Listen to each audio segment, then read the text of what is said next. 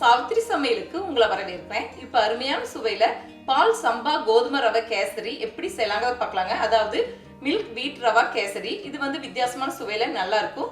நம்ம விசேஷ நாட்களுக்கு சாமிக்கு நெய்வேத்திய பிரசாதமாகவும் செய்து வைக்கலாங்க. அது மட்டும் இல்லாமல் ஸ்வீட்டுக்கு இந்த மாதிரி கேசரி செய்து வைக்கும் போதுங்க சின்னவங்களிருந்து பெரியவங்க வரைக்கும் விரும்பி சாப்பிடுவாங்க. இப்போ கொஞ்சமாக நெய் விட்டுக்கலாங்க. முந்திரி பருப்பு வறுத்து எடுத்துக்கலாம்.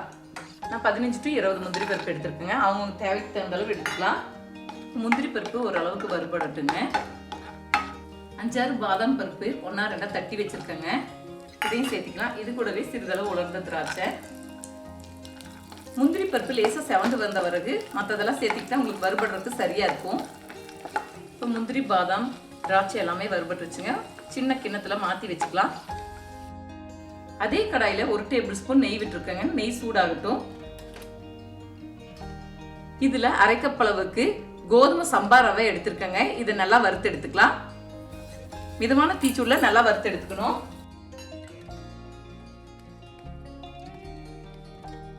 இப்ப மீடியம் ஃப்ளேம் வச்சுங்க. நெய்யில ரவை நல்லா வறுத்தாச்சு. இதை ஒரு தட்டுக்கு மாத்திக்கலாம்.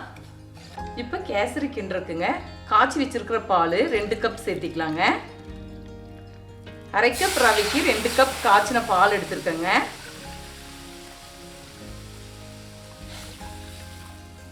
இப்போ பால் நல்லா கொதிச்சிருக்குங்க. இது கூட வறுத்து வச்ச சம்பா ரவை சேர்த்திக்கலாம்.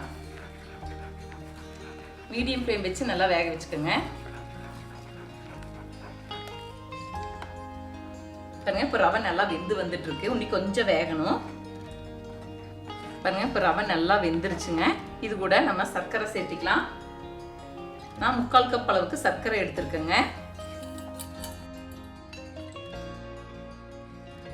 சர்க்கரை நல்லா கரைஞ்சு வரட்டுங்க. இது கூடவே 4 ஏலக்காய் உள்ள இருக்கிற விதை மட்டும் நல்லா பொடிச்சு வச்சிருக்கேங்க. இதை சேர்த்திக்கலாம். இது கூடவே 1 டேபிள் ஸ்பூன் நெய் சேர்த்திக்கலாம்.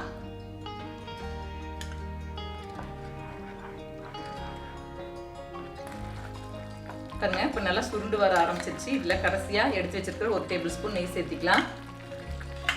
இதுக்கு 4 டேபிள் ஸ்பூன் நெய் சேர்த்திருக்கேங்க. இது கூடவே வறுத்த முந்திரி திராட்சை பாதாம் சேர்த்திக்கலாம். நல்லா ஒன்று சேர கலந்து விட்டுக்கலாம்.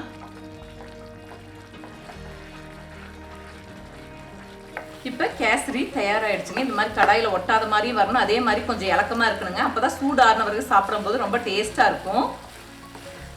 இப்போ இறக்கி வச்சிடலாங்க.